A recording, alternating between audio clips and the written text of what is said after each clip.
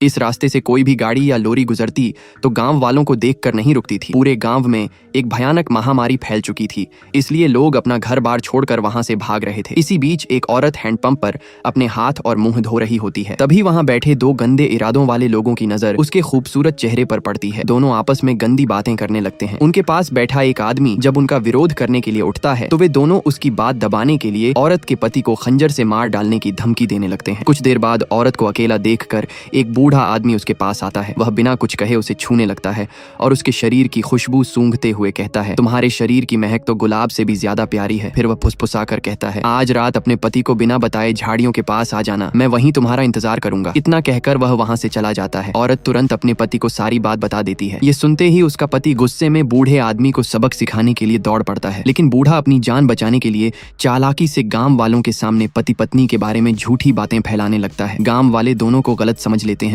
और उन्हें अपने साथ ले जाने से साफ इनकार कर देते हैं। इतना ही नहीं, उनका सारा सामान सड़क पर फेंक देते हैं और अपनी गाड़ी लेकर वहां से चले जाते हैं। कुछ दूर जाने के बाद आदमी की नजर सड़क किनारे पड़े सड़े हुए केलों पर पड़ती है। भूख और बेबसी के कारण पति पत्नी उन्हें उठाकर पेड़ की छांव में बैठकर खाने लगते हैं, लेकिन कई दिनों की भूख से आदमी की हालत इतनी खराब हो चुकी होती है कि अब उससे चला भी नहीं जाता। तभी उसकी नजर एक गाय पर पड़ती है जो कूड़े के ढेर में अपना खाना ढूंढ रही होती है। ये देखकर वह दौड़कर उसी कूड़े के ढेर में अपनी पत्नी और बच्चों के लिए कुछ खाने की तलाश करने लगता है। काफी देर बाद उसे कूड़े में एक सड़ा हुआ ब्रेड का टुकड़ा मिलता है। उसे देखते ही वह वहीं जमीन पर बैठ जाता है और अपनी बेबसी पर फूट फूट कर रोने लगता है।